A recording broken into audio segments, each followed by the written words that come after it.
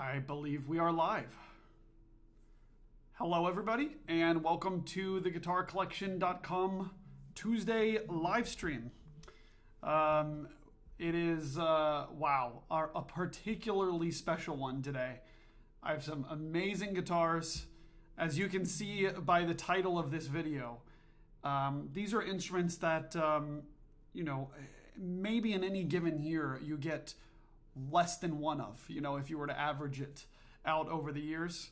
And I am so fortunate to have three of them here, which is insane. Three of some of the most rare instruments in the world. And there goes the cat. But what a special time it is. I can't wait to share these with you all. If you are here viewing the video, go ahead and let me know. Let me know where you're tuning in from. I always love to hear that. Right now, the cat in the background, his name's Buddy, by the way, he is upset because his normal chair that he likes to sleep on has been replaced by guitar cases. So life is just like that sometimes.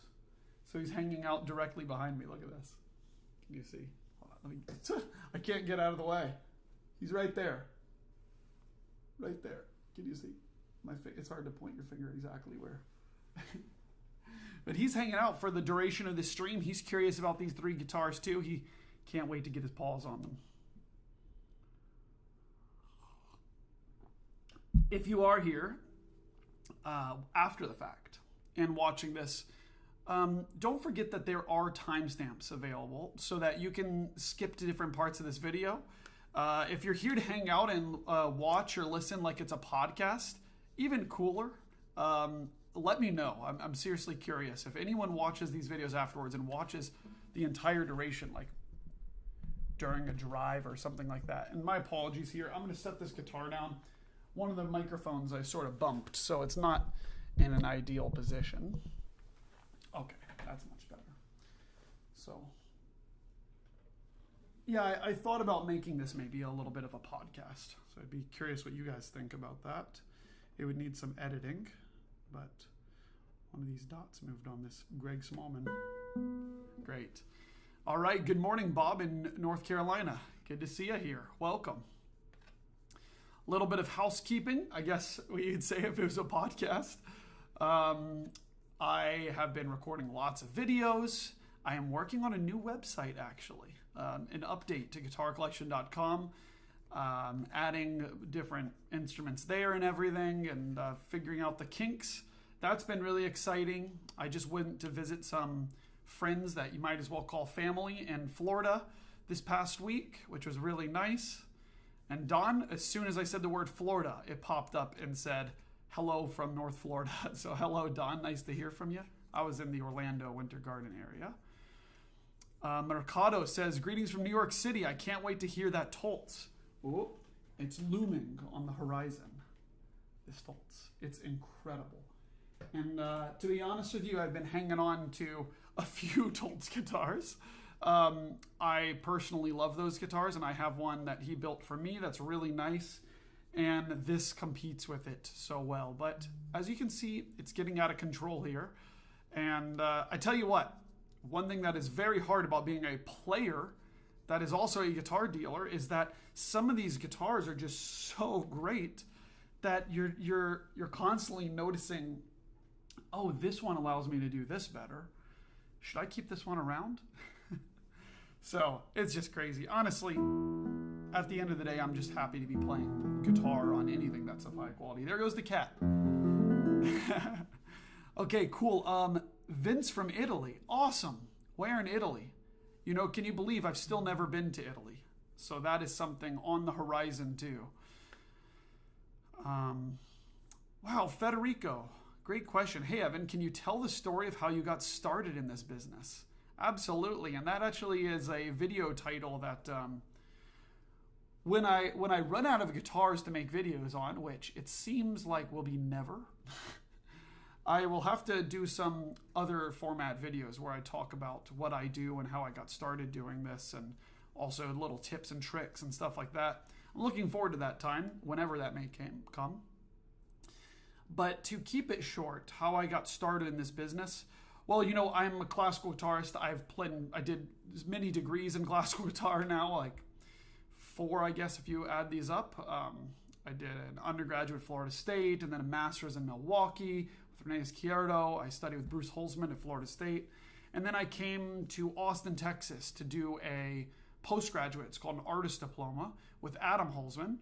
And in the middle of that, I went off to Spain as I got a scholarship to study in this Master Guitar Alicante program in Alicante, Spain.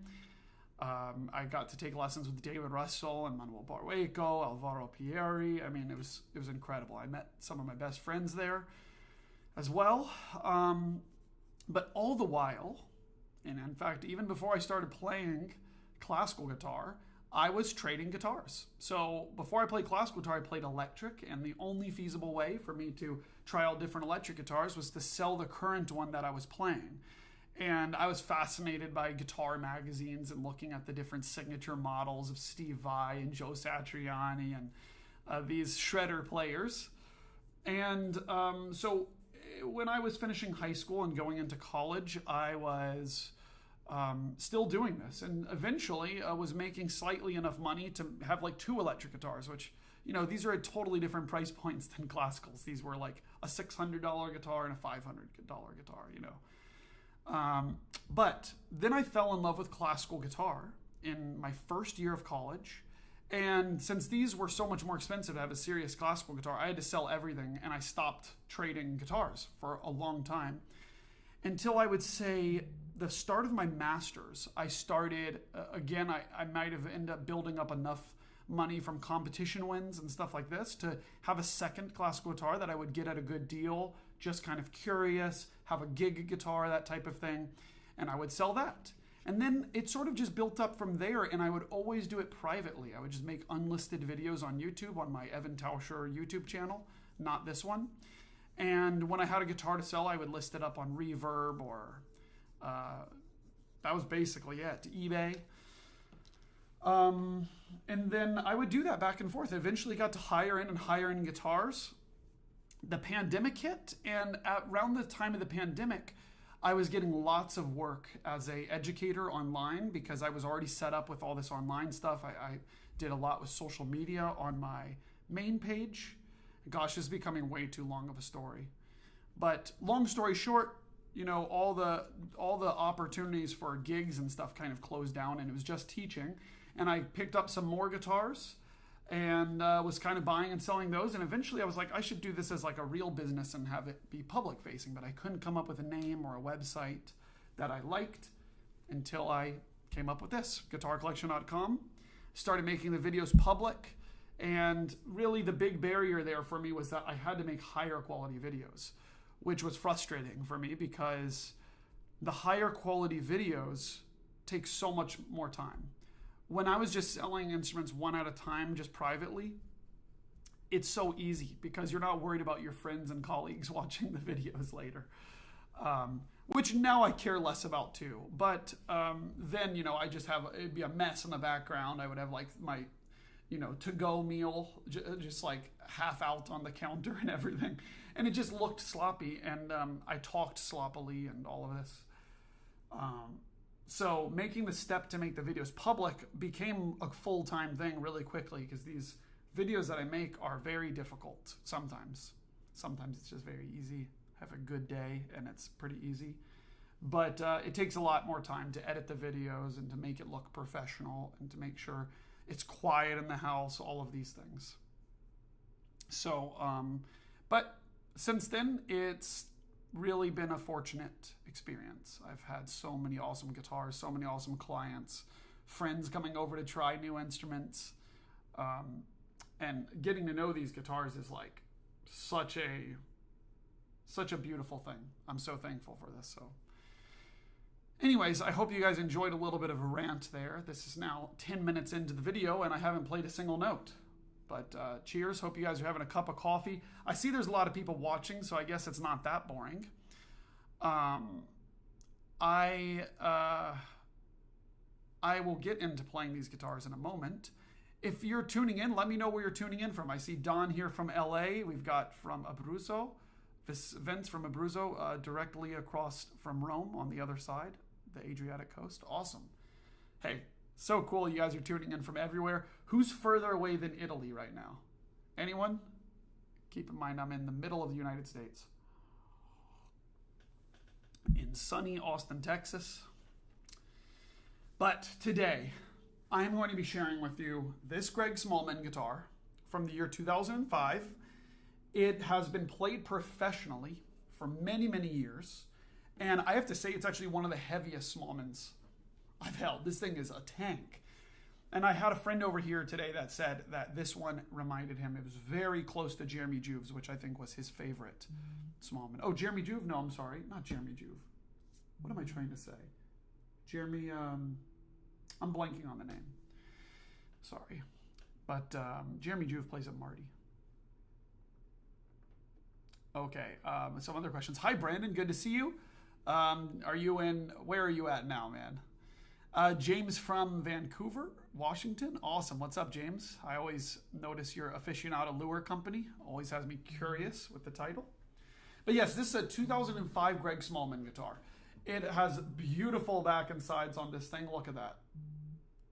I'm going to go with Cocobolo here. Although I have to be honest, I'm not quite sure. I have to look. And this has the adjustable action neck. So I'll show you some of that, raising and lowering the action. And it is really, really nice. It's I've got it set up nice and low here to where if I punch the low E, it buzzes, but just slightly, so that my action is just, I barely have to touch the strings.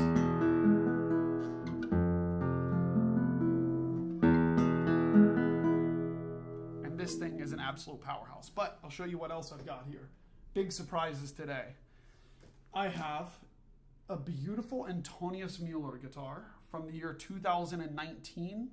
It is in spectacular shape. It has little scratches here and there in the top, no string dings, really nice low action Indian rosewood back and sides, and very nice Scheller tuners on here. Little chord test on each of these guitars, and also gives me an opportunity to get it in tune, which of course clear tune freezes. You know, when I make these videos, I don't like having tuners clipped on the headstock, because you can't really see the headstock and it's in the you don't have really a clear view of the headstock. Maybe you think it's covering something, or you can't see the shape correctly. And then lastly, we have a Dennis Toltz guitar, of course, the formerly Berlin-based luthier, now in Kiel, making some of the best double tops in the world. And I forgot to say that about Antonius Müller, but that is certainly the case. I love those guitars. And these Dennis Toltz guitars are incredible. This particular one is a spruce double top with Indian rosewood back and sides. You can see there's some wear to the French polish on the back. It's not insane and could be polished out very easily. And Scheller tuners on this thing. It sounds really great too. Listen to this.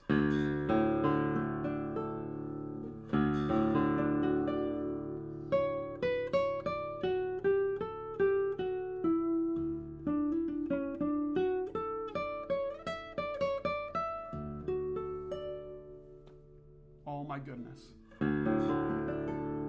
Well, we will get to it. I'm going to end up spending the whole hour just testing out these different guitars instead of really giving you a nice presentation. Let me see. Should I get into the guitars? You guys let me know. Put a 1 in the chat if I should go ahead and start playing, and put a 2 in the chat if I should answer some questions. How about that? Am I a streamer now? Does that make me a streamer? Pretty funny. Federico says you seem to play with very short nails. Care to comment about that? I'm in Rome, Italy too. Oh, nice. Awesome, Federico. Yes, I play with very short nails. In fact, every single nail is extremely short right now. Take a look. Of course, it won't focus. You can barely see over my fingertips here, right? To see the actual nails, especially the A finger. And then my thumb, I had a fake thumbnail on for about 2 weeks. And then it started giving me issues because, it starts coming out with your real nail and everything. More stories. Okay. Oh, no. One is play guitars. Yeah, I'll go ahead and do But yes, I have very short nails, and I think it's quite good for me. But there's so many different reasons why certain people might be better with longer nails. But that's a whole nother rabbit hole. Okay, let's start with this 2005 Greg Smallman guitar. Of course, this is Smallman and Sons, Damon and Kim. This is now a guitar that, can you believe, that's now 20 years old. Because we are in the year 2025. I can't believe 2005 was 20 years ago.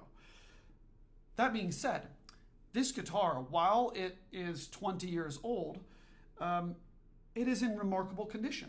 Now, looking at the top, especially if you look up the close-up photos on the website, which I have not uploaded yet, you'll have to take my word for it. Email me if you'd like to see photos of this guitar. When you look close up on this instrument, you will see that there are lots of little nail marks and Raschiato marks and so on, but there are no cracks.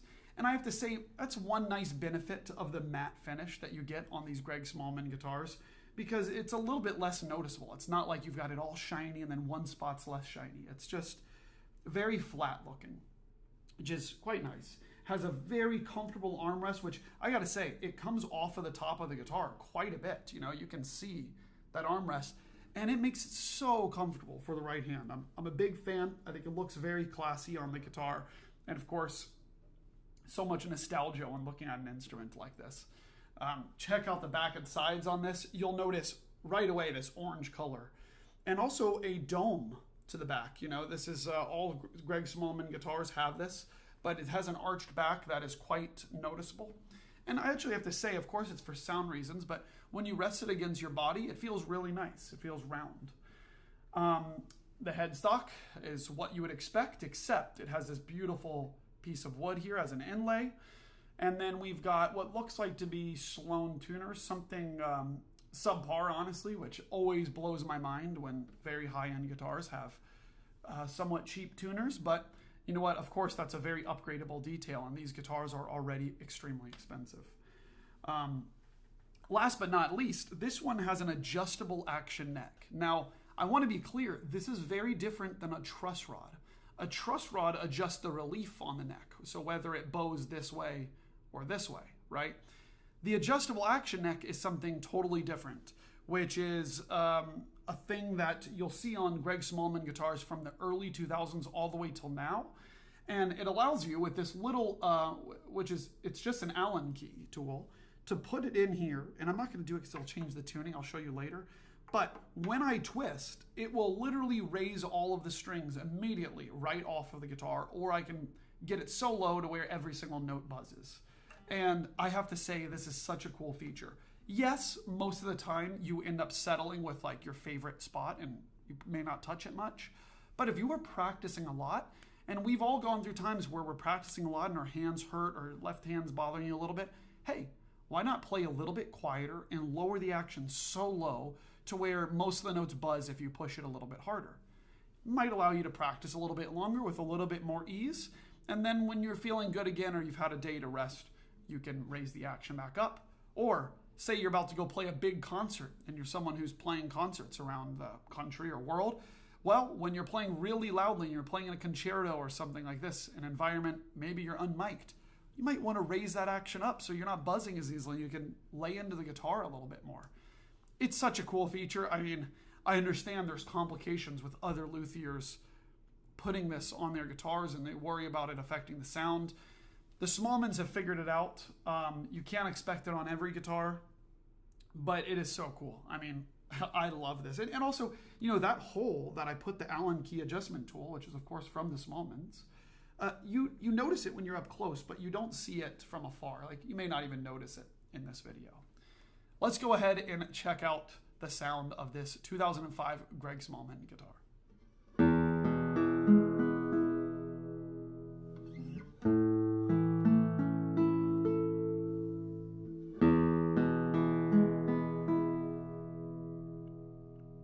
Right away, I noticed the evenness of the instrument.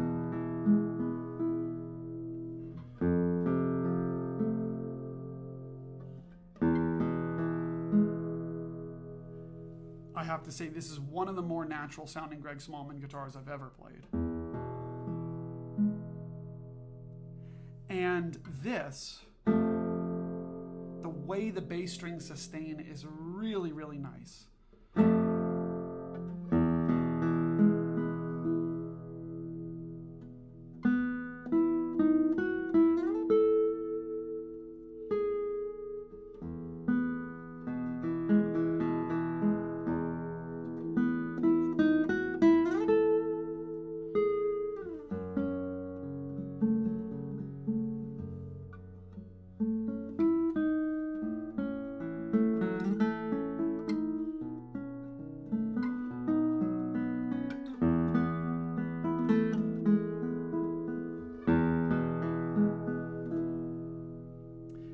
When you play a note in the bass on this guitar, you always feel like it's there to support you. Like, you know, if I go like this,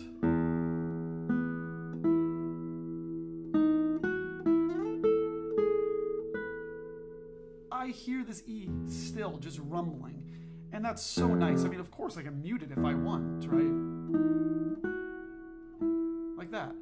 But it's something really to be said about how beautifully the notes sustain on a Smallman guitar. And of course, a lot of people will be very focused in this range, right? Where you're playing the 12th fret, E, F, F sharp, G, G sharp, A. Like, listen to this. This is going from, let's go from a nasty note, E flat, right? This is muting everything.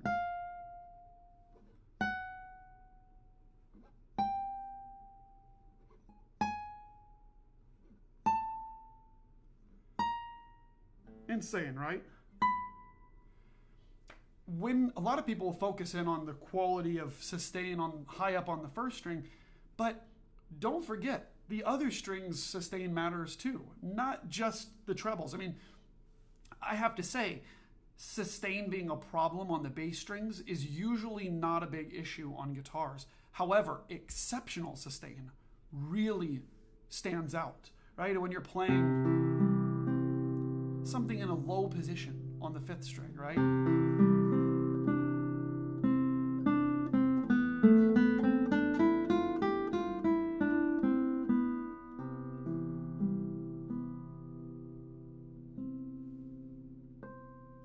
It's always there to support you. Just give me one moment here. Let me see.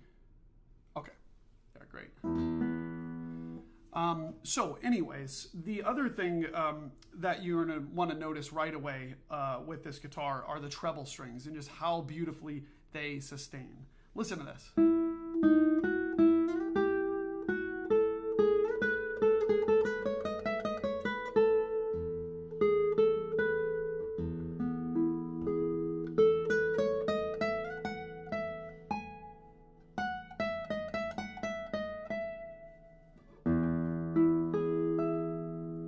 And I have to say, the more you play on these trebles,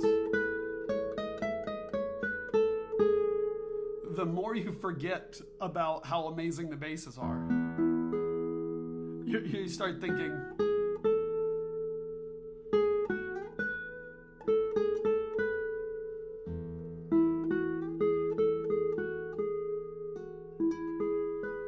listen to that.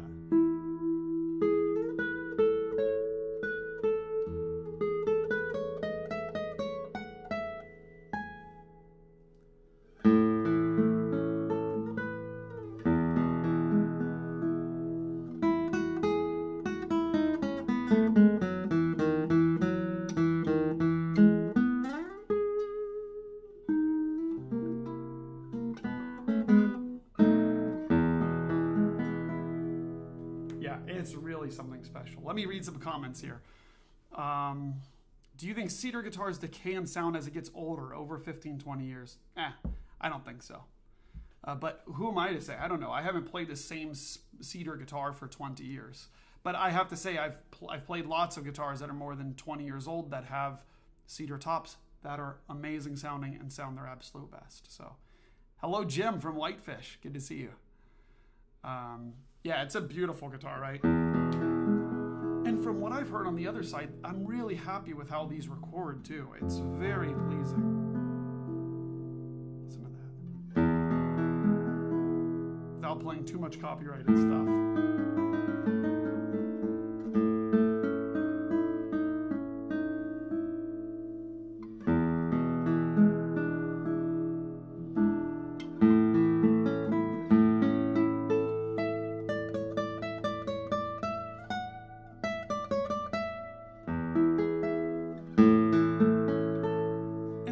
Say it likes to be pushed too.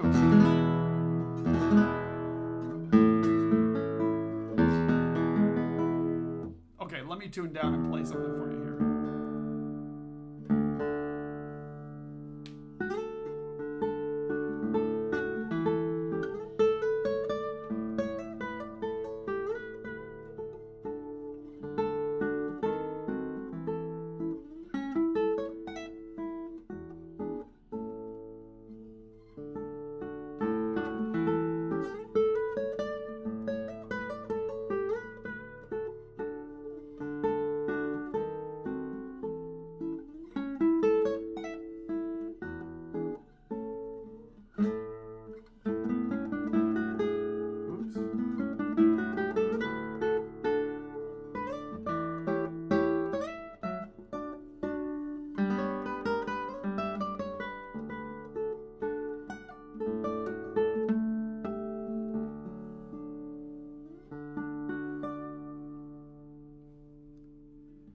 Now, you know, it's worth saying that these guitars do have a modern sound. You do notice the lattice-braced sound to it. And if you switch right back and forth between, say, a traditional guitar and something like a Greg Smallman guitar, you are going to notice this kind of like shift in sound, almost like it's a different instrument. That being said, once you adapt your hands to it and you know how to treat the guitar in the way that it wants to be treated, which really is something to be said of these guitars. You have to figure out how it wants to be treated. It becomes by far the most easy to play instrument in the world because you don't have to worry about things like sustain and balance. It all comes very, very naturally, right? Like, in fact, I think I'm a little bit out of tune.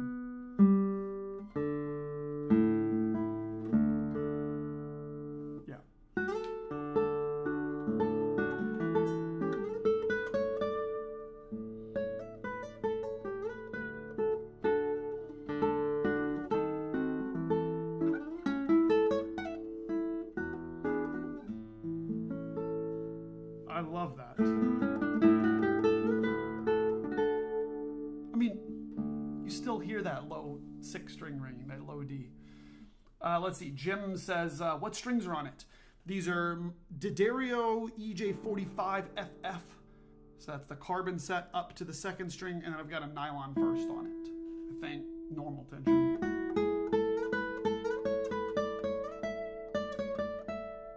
Which is amazing at sustaining that well. I'll play a couple of other things here.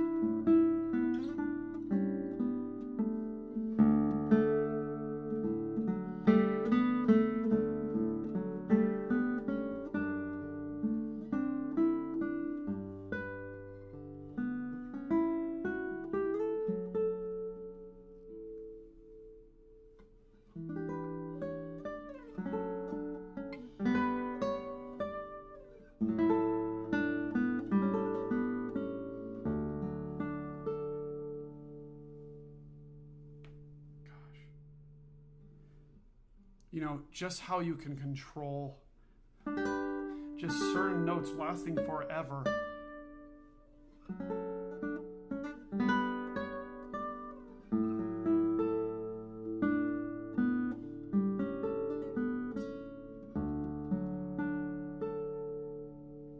It's so It's such a beautiful guitar. And, you know, here's a perfect example. The beginning of Julia Florida here by Agustin Barrios, the famous Paraguayan guitarist and composer.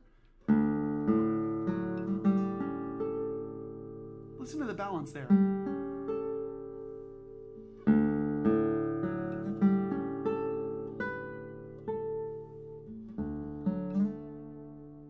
So clear, so even. What's the other thing I notice? Yeah, when I do this.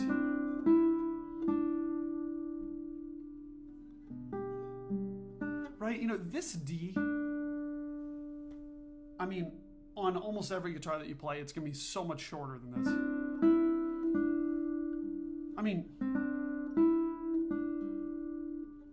it almost makes me want to change fingerings because I can let it last forever.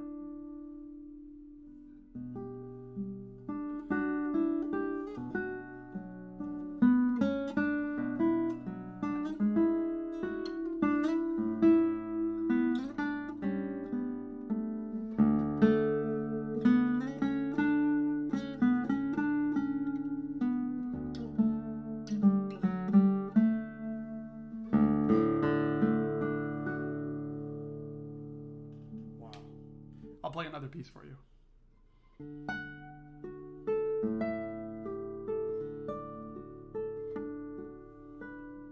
We're going to pause there. Just listen to that again.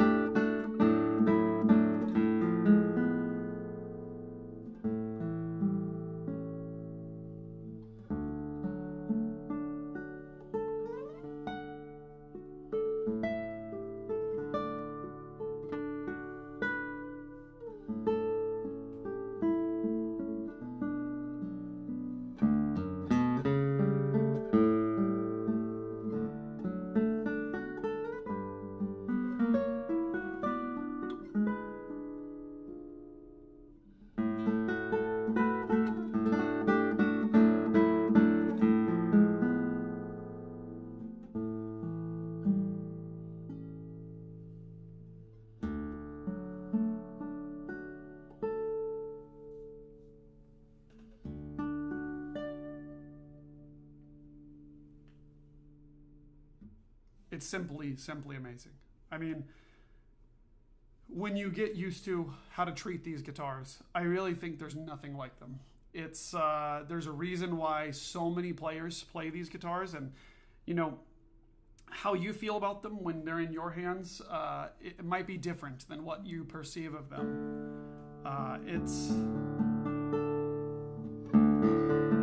My challenge would be for anyone here to come play this guitar for an hour and then switch to another guitar. It's so difficult because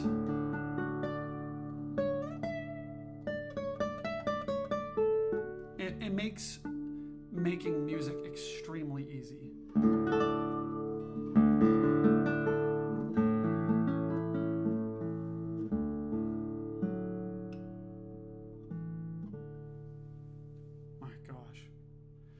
Well, I have covered a lot of different details about this guitar, but I haven't even really talked about the top and the construction of it, because many of you are familiar with Greg Smallman guitars, but some of you may not be. Greg Smallman invented the latticed brace design guitar, and this guitar is targeted at making the top extremely thin, however extremely flexible. Very, very loud is what that results in. But the back and sides are very thick, very heavy and doubled, and it shoots and projects the sound out of the top. That's kind of the idea of it without trying to get too scientific here. And you'll notice even characteristics like the bridge being a little bit less wide than the standard classical guitar bridge. They're aiming at it being extremely, extremely lightweight. And even there's even little divots in between each of the string slots here on the saddle, again, decreasing the weight of the guitar here, of the top. And then the cedar tops, while it may not appear this way from the distance, it's actually several pieces of cedar selected to be the exact correct density and weight to make the guitar perfect in their eyes. Of course, I mentioned this beautiful, it has this beautiful back of the guitar. I mean, it has this dome to it that's really nice. And the neck is a really nice, comfortable C shape. It's not too thick, not too thin. It's right in the middle, I would say. And the action is extremely low, but that is by my own decision because I've adjusted it to that. And if I wanted to, I could raise this action to be up so high by twisting. Now the action, I've just now made it like 5.5 millimeters, right? And now it's going to be out of tune, but now I could hit this thing so hard with no buzzing, but I don't want to do that because then it's going to peak the microphones. My computer is warning me that I'm going to run out of storage. Oh no, I hope I don't. Just give me 1 second, actually. I'm going to clear some space to see if I can avoid having big problems here. I can, actually. My downloads folder is crazy. Because I'm recording also at the same time. Okay, I think I've got it.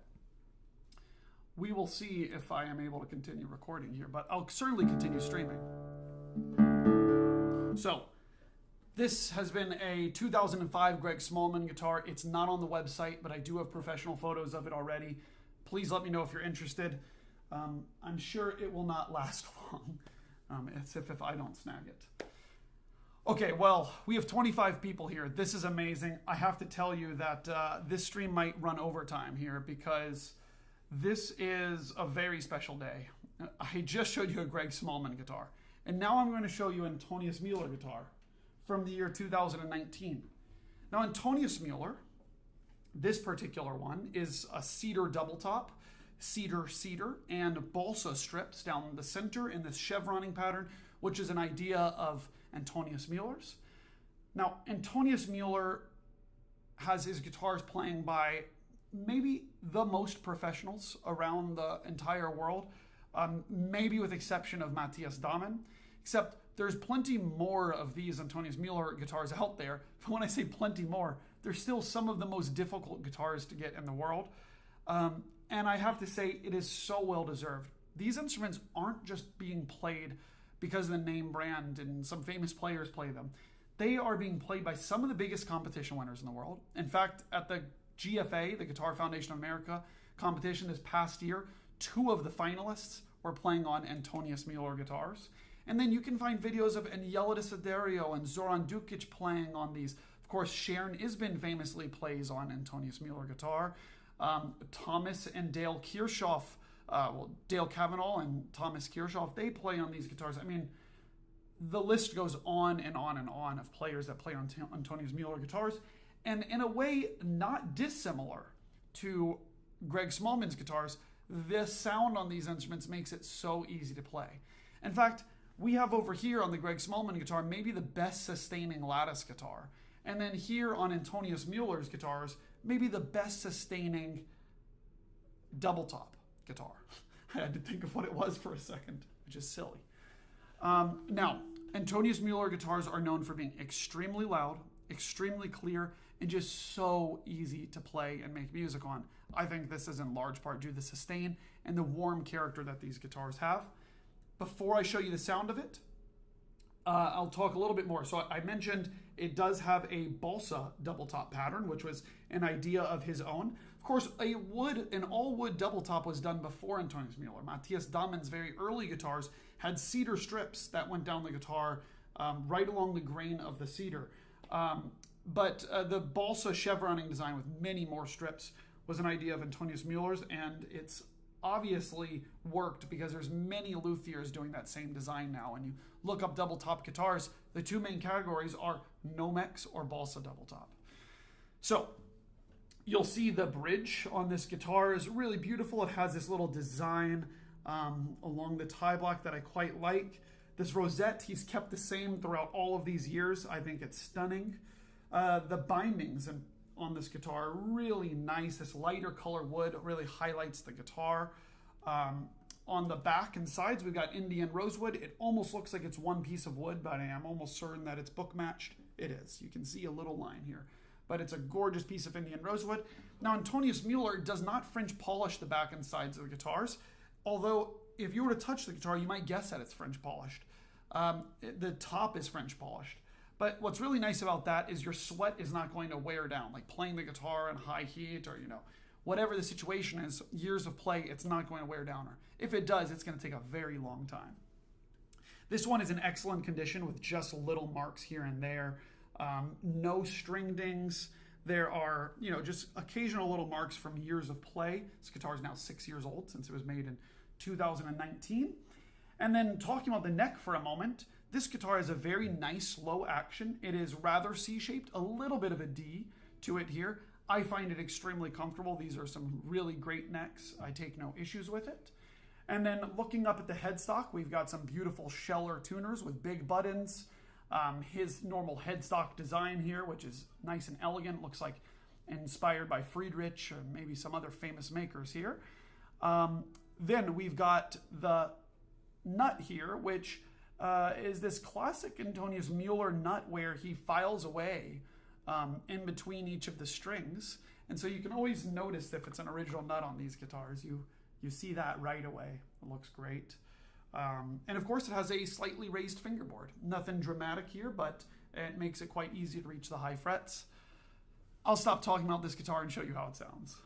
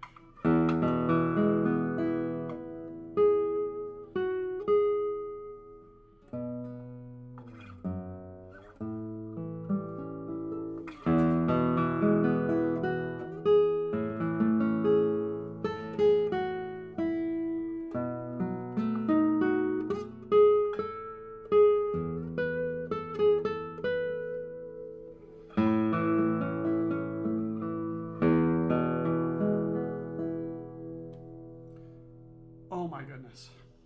What an amazing double top guitar.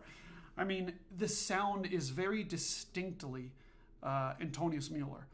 And it's funny, I've done some blind tests with this guitar just for myself and friends and stuff. And when I hear this low E, for some reason I can tell that it's Antonius Mueller guitar. Hi Lisa, good to hear from you.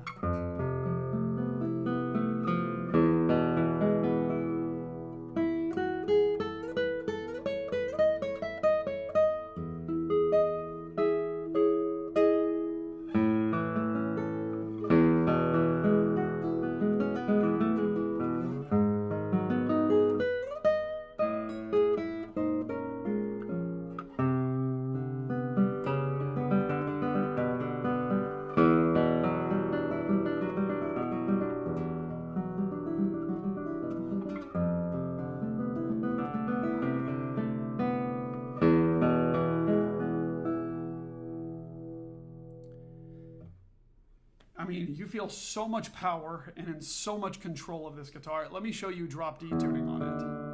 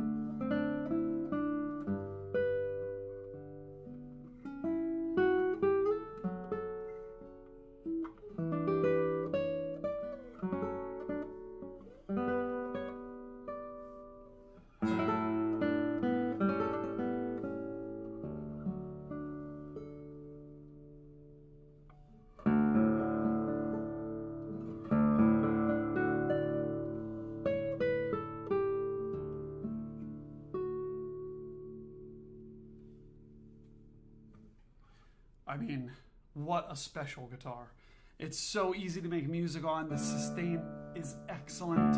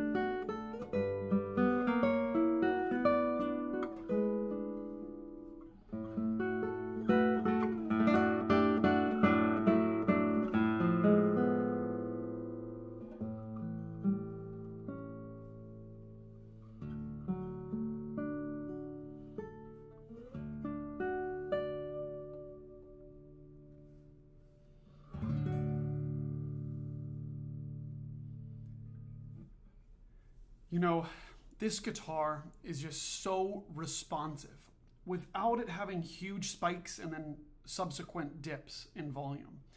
And I think that's what makes, it's one of the many things. There's many things that I can't even articulate that makes these guitars special. But it's one of the things that I think really separates it from other guitars, especially other double tops, is that when you play on the guitar, you have a sense of volume, but it doesn't just spike and go down. It spikes and then continues. It's really great.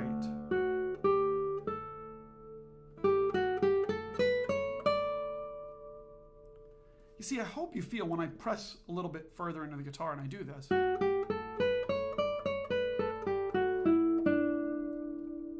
I hope you feel what I mean. It's not just like dum dum dum dum dum. You hear the sustain of these notes.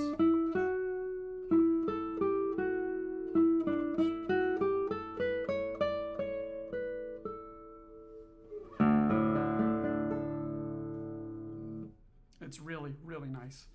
I just noticed Roskill say, you sure know how to make these guitars sing. Great job, Evan. Well, hey, I appreciate it. Thank you so much. I have to say, these particular guitars are singing on their own.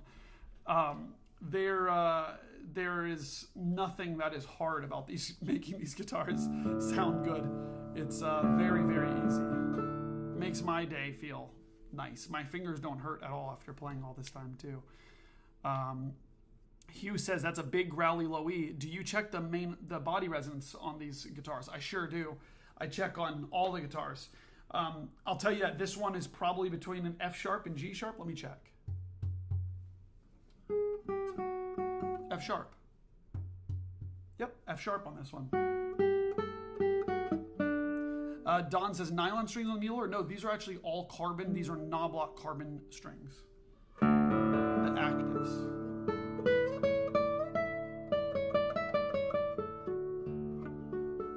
And I have to say, the carbon first string, while I normally don't like it, it makes the guitar so much more easier to control.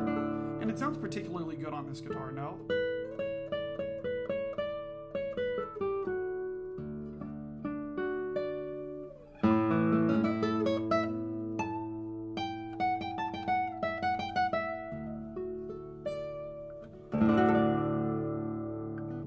Pretty amazing, is it not? Someone says, is this your second Mueller up for sale? I've had a few, which is crazy. But yes, this is a Mueller that is not yet on the website, and it probably won't be for a little while, to be honest with you. If you're interested in it, please write to me. These are not cheap guitars. These are some of the hardest guitars to get in the world, and his wait list is more than 10 years.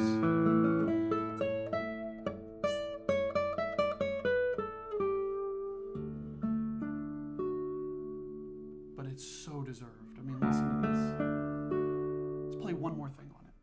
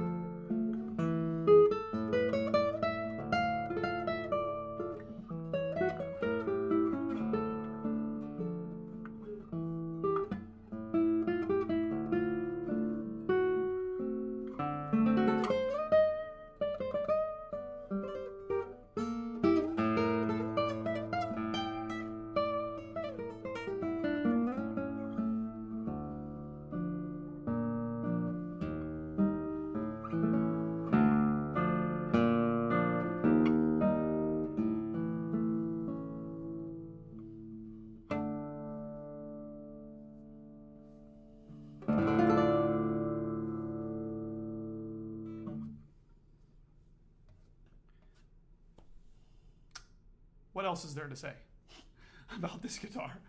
I mean, it's inspiring. It makes you just want to keep on playing on it. It's so easy to make music, so easy to pull out really special sounds. You know, in this.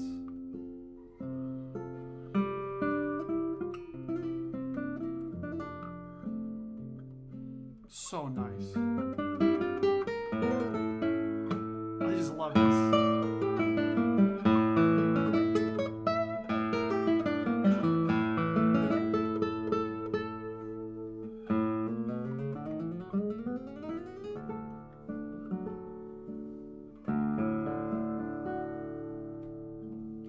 Well, congratulations to Antonius Mueller. I mean, 5 years ago now, this guitar was built. It was number 6 of the year 2019.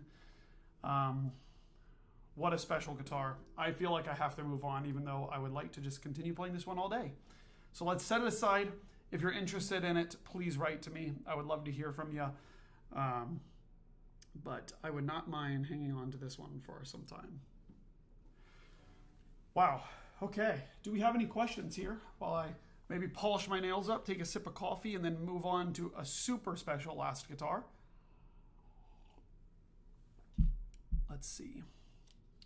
I'm looking up and seeing some other comments here. Hansuk Park says, I can feel the sustain and overtones even from my tiny speaker on my phone. You know what? It's funny you say that. I'm always surprised. Of course, please, when you're considering buying a guitar or something, listen to it on much better speakers or your headphones.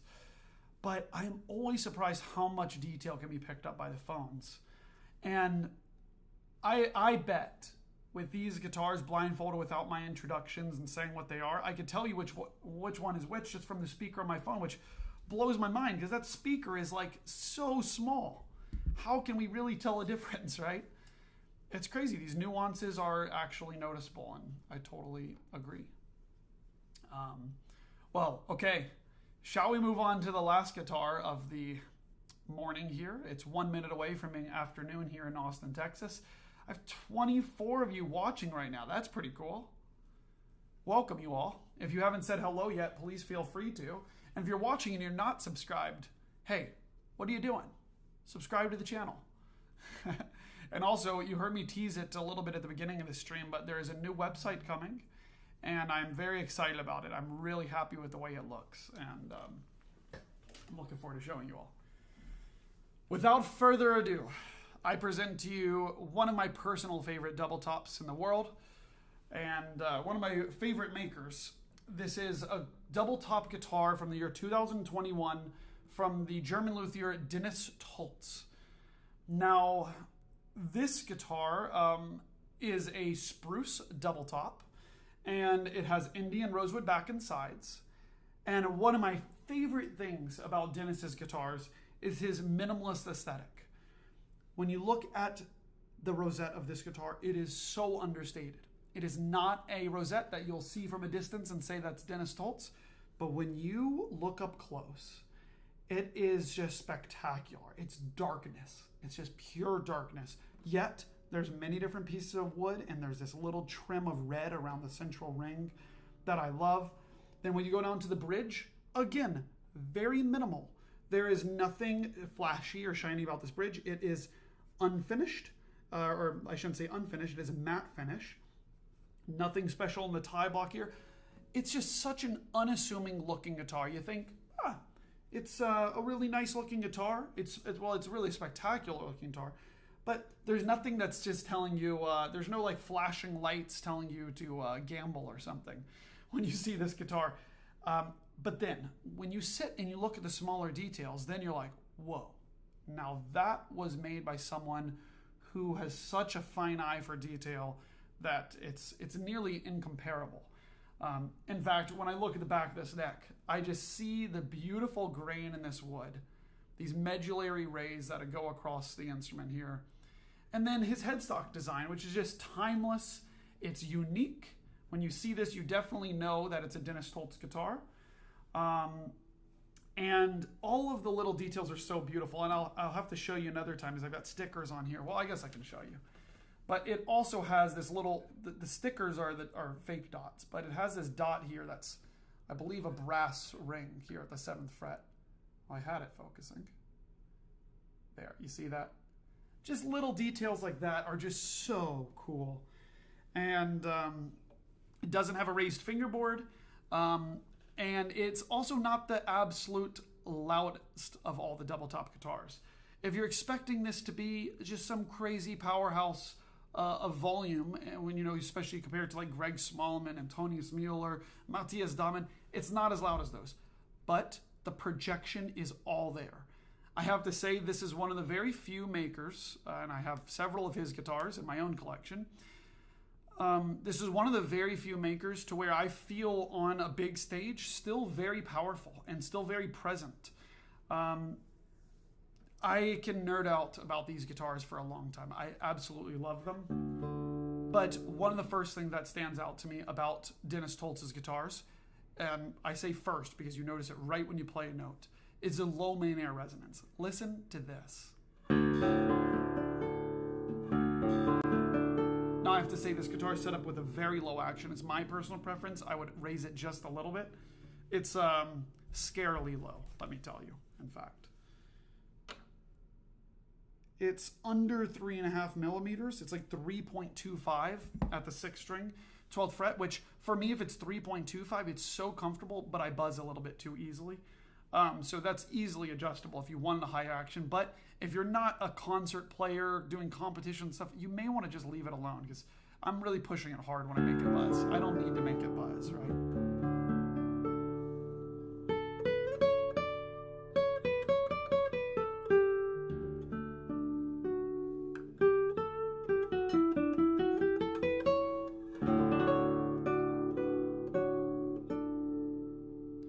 So you notice this low main air resonance, right? You hear this, the depth of that 6th string. You hear that? It's amazing. The main air resonance on this guitar is, I want to say it's between D and E. It's like D sharp. Somewhere between D and E here. It's hard when it's this low. Actually, I think it is E, actually. So you get this really deep, low main air resonance. And even drop D, it sounds that way, right? But another main characteristic I find makes Dennis's guitars so desirable and stand out from the pack is how natural it sounds. It does not scream double top. Honestly, this sounds like an amazing Torres guitar with more volume, easier to play. Of course, there's things that are extremely special about these old Torres instruments, but there are no compromises. Absolutely no compromises. If someone plays this guitar and they say it sounds nasal or it sounds double toppy, I'm going to call you crazy and kick you out. No, I'm kidding. I'm not that arrogant. But I'm very confident about the sound of these guitars. I've listened to them a lot. I've listened to colleagues' instruments that own these guitars. And by the way, unfortunately, I have to say these are some of the hardest to get instruments in the world at the time. David Russell has been recording on Dennis's instruments. If you go search David Russell on YouTube, all of his most recent videos, I think, are on Dennis's guitars from various years too. He owned one actually earlier than this one, and now he owns a very new one.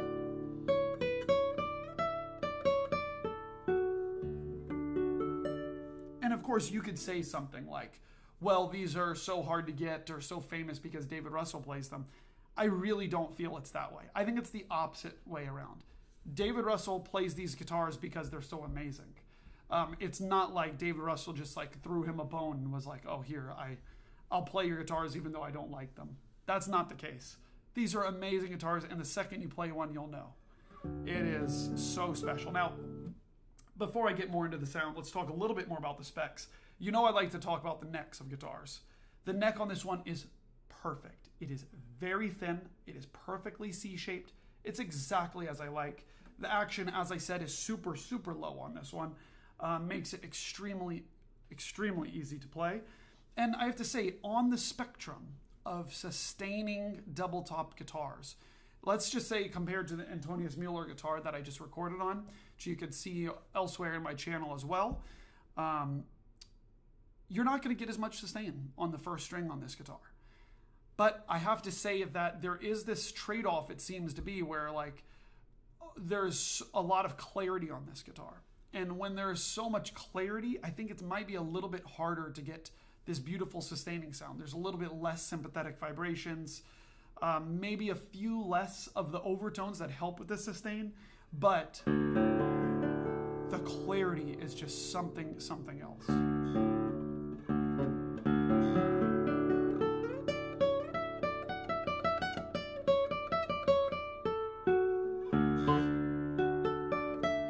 Sorry, I'm buzzing it out because I'm hitting it too hard. That being said, the sustain is not bad or anything. There's not like super short notes. Listen, we'll go from B to C. It's E flat. E, a little bit shorter, but it's still pretty good.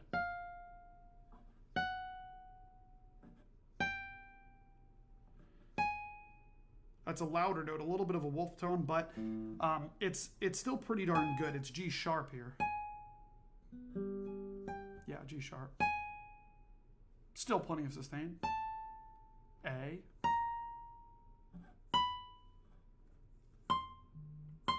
Well, C is no good. I'm going to go ahead and burn this guitar and get rid of it. Who wants it? Giveaway. Free. No, I'm kidding. We never play that note. Who cares? Actually, playing these, it really surprised me how even this is. I said it wasn't going to have as good sustain.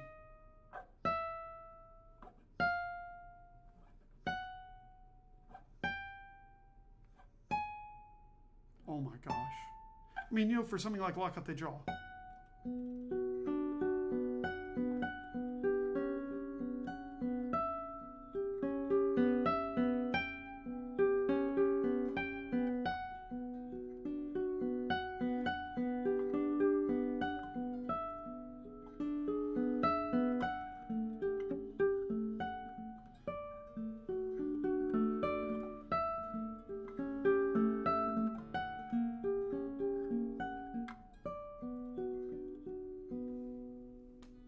It's phenomenal.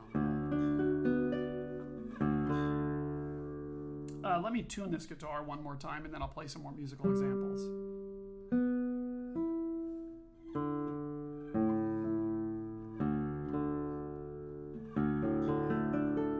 And by the way, these are all nylon strings on the guitar right now. Oops. Sorry. Out of tune still. That's nice. Okay, how about some Julia Florida by Agustin Barrios? I'm buzzing, I'm pushing too hard.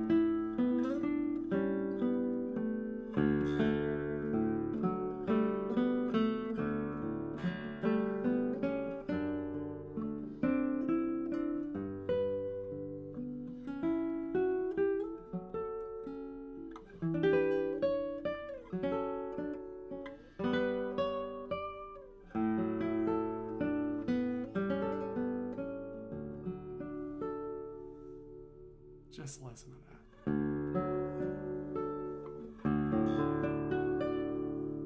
I just love the depth of that sound. And the clarity is just on another level.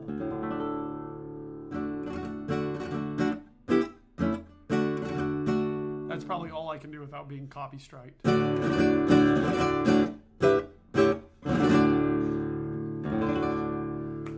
Lastly, the quality that is so admirable that you'll find on these Dennis Toltz guitars is how it likes to be pushed. And that was just reminding me here. That sounds like an incredible Spanish guitar to me. It's not too dark. It's not squawking at you every time you push loud. It is just...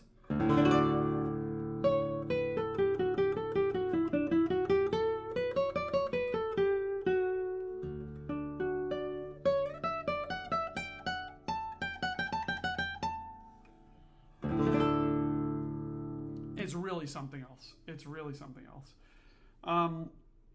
Well, gosh, I'm trying to think if I should play anything. Oh, I should play what I play on every guitar.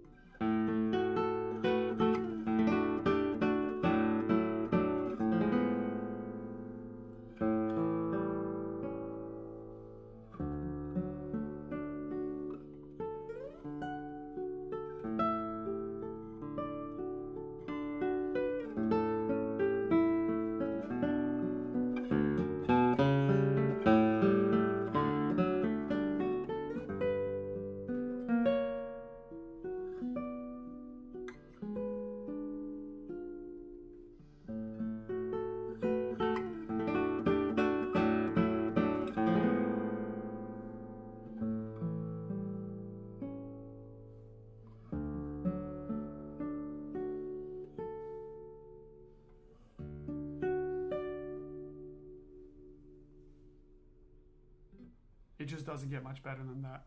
You heard me pause at this moment. Wow.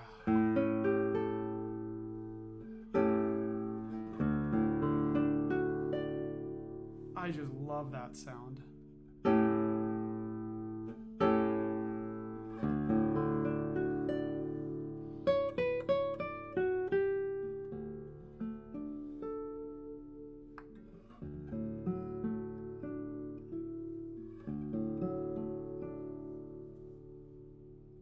How about that?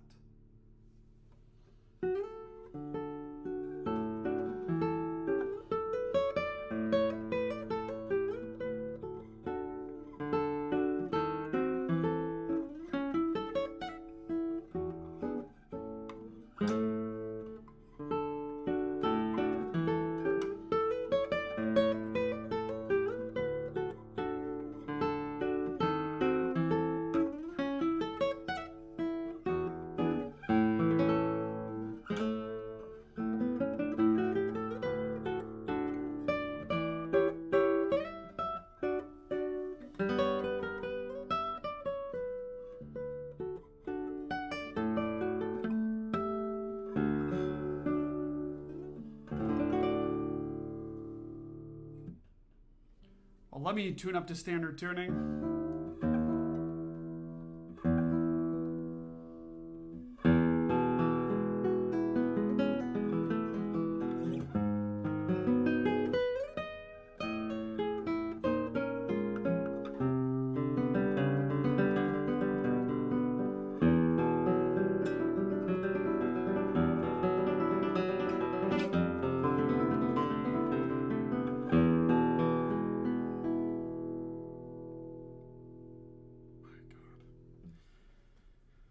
Well, okay. This has been it for this Dennis Toltz guitar. Dennis, my gosh, it doesn't matter if the guitar is built in 2019, 2018, 2024, 2025. These are just super special guitars. I have not played a bad one. This one is a great one. This one is a really great one with a little bit more clarity maybe than some of the other ones that I've played, which I really appreciate. I'm sort of leaning towards a more clear guitar these days. Well, okay, this has been a Dennis Toltz guitar from the year 2021, a spruce double top. If you're interested, please let me know.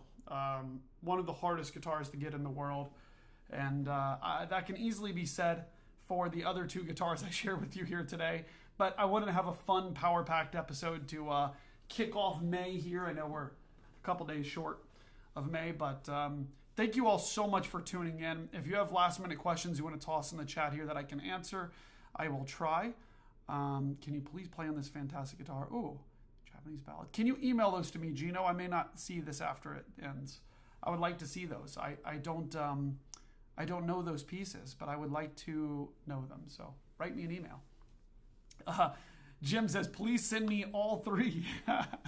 Hey, you've got it, man. No problem. Well, okay. I'll let just a second more go by to say bye-bye to you all. It is 12:20 over here, almost, in Austin, Texas. And boy, do I've got to go. I've got to go teach today, and then I've got to record some videos and ship some guitars out. How about that? It's a kind of a busy day. So, okay. I will talk to you all soon. There will be another video released tomorrow on a Mark Usherovich guitar from 2023. This is owned by a professional, really beautiful guitar. It's actually already on the website and for sale, but you won't be able to view the video until tomorrow. I can't wait to see you all then tomorrow in the premiere, and I'll see you next Tuesday for another live stream. And thanks so much, you all. It's been so much fun. We went an hour and 20 minutes here today or so. And write to me if you have any questions. You'll see these guitars eventually up on the website, but write to me if you are interested in any of them. Have a good day, and I'll see you soon. Thanks so much for watching.